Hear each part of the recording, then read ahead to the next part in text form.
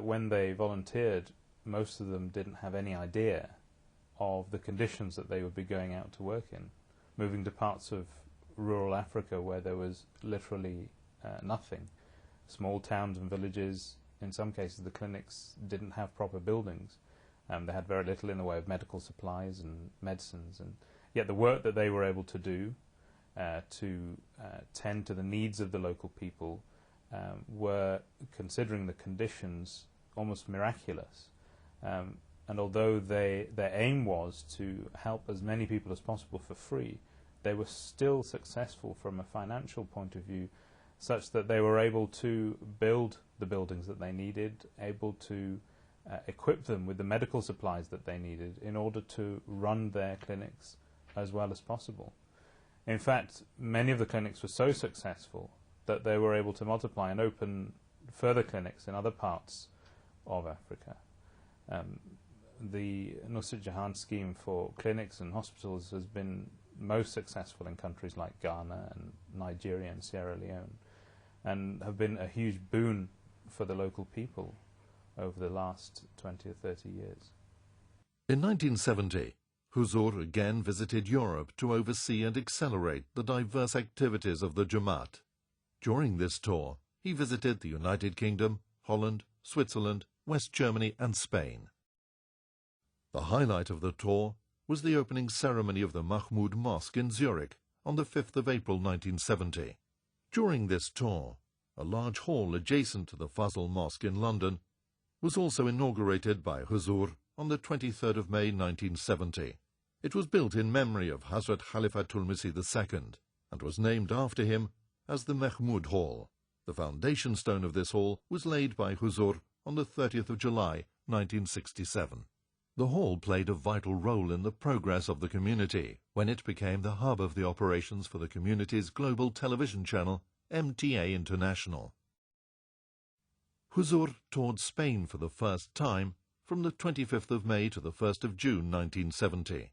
During this tour, Allah revealed to him that in future times to come, the Jamaat will have tremendous success and expansion in Spain, which was unthinkable at the time. On the 31st of March 1972, Huzur inaugurated the magnificent Al-Aqsa Mosque in Rabwa, accommodating over 150,000 worshippers. The Ahmadiyya movement was formally initiated in March 1889 and completed its first century in March 1989. Hazrat Khalifatul Massih III made an announcement concerning the celebration of the centenary of the movement in the annual conference of 1973, in which he enumerated a number of projects which he had in mind in connection with the centenary. Huzur called upon the community to pledge the amount of 25 million rupees to finance the projects and the celebration of the centenary. The pledges, however, received in this respect were 4 times the requested amount. But one thing more very importantly, which Hadhrat Khalifatul Massih Salis Rahimahullah Ta'ala started regarding the celebration of the first centenary, that was the spiritual program for that. So Hadhrat Khalifatul Massih Salis Rahimahullah Ta'ala, he invited the attention of the members of the Jamaat that Jamaat Ahmadiyya firmly believes in the divine support with the help of Allah Almighty, and everything can be accomplished and can only be accomplished if the divine help is there. For that purpose, everybody was reminded that they should particularly follow those guidelines which Huzur gave in detail, and he pointed out certain prayers, that these are the prayers of the Holy Quran and given by the Holy Prophet ﷺ, which the members have to repeat in so many times. In 1973, Huzur embarked upon his 3rd European tour. He visited the UK, Holland, Germany, Switzerland, Italy, Sweden and Denmark. The bigoted section of Orthodox Muslim divines in Pakistan were much perturbed by the announcements of Huzur concerning the centenary celebrations. Time after time, the plans that they had devised for the purpose of stopping the progress of the movement had been frustrated. By the grace and mercy of God, and from each trial, the movement had emerged in greater strength and spirit. Rather than learning a lesson from their repeated experiences, Their bitterness and hostility towards the movement had continued to mount, and the announcement of the centenary celebrations put them in a mood of desperation. Well, I think it was in April 1974 when an incident a very unpleasant incident was orchestrated by the mullahs on the Rabwa station. And as a result of that, as they had planned, a wave of protests, marches and riots were created by them throughout the Pakistan against the Ahmadi Muslims. In those riots, hundreds of people were actually martyred, they were killed, including women and children. Their properties were looted, their houses, their shops, their businesses were burned, and it was absolutely callous.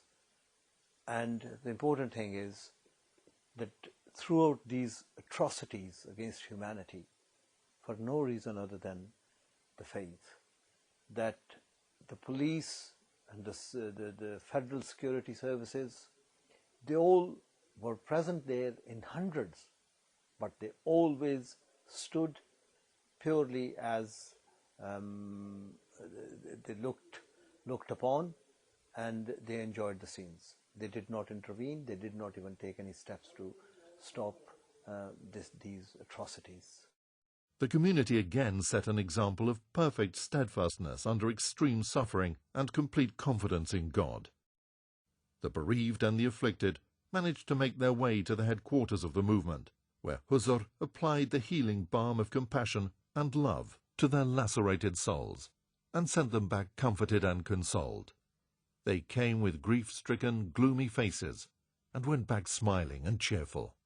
Well, actually, it's quite ironic because lots of Ahmadis and a great deal of number of Ahmadis in Pakistan had very flourishing businesses, large businesses, very profitable businesses, very renowned businesses. And those were burnt and looted and gutted. I have seen those people who started off right from the scratch, from a little box of a shop to start off again.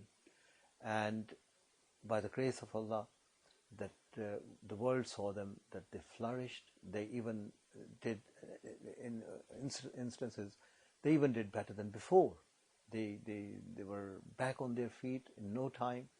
And it was quite amazing to see that the same people redeveloped their businesses, again back to the same glory, if not better. Under the leadership of their beloved Khalifatul Massih, the community at large emerged from the trial stronger, more united and in greater vigour than had been the case before the trouble started. This was something that puzzled the opponents of the movement, and which they were not able to comprehend. They felt that a greater effort on their part was called for in order to coerce the members of the movement into submission. There were slogans against the community, processions against the community, meetings were being conducted in various places, and throughout the country, a wave of opposition against the community started. And things went like this, and as a result of that, many Ahmadis, scores of Ahmadis, actually they had to lay down their lives. They became the martyrs of Ahmadiyyat for the sake of Ahmadiyyat, for the truth. And their houses were put on fire, their properties were damaged, and they were beaten up, they were insulted, they were boycotted, their food provisions were stopped from them, and all types of tortures was inflicted upon them. So those days were actually very, very tough for the community. And on one side, this was happening. On the other side, the movement started by the mullahs of the time that the Ahmadiyya Jamaat should be declared a non-Muslim community. 1974, there was again a lot of instigation against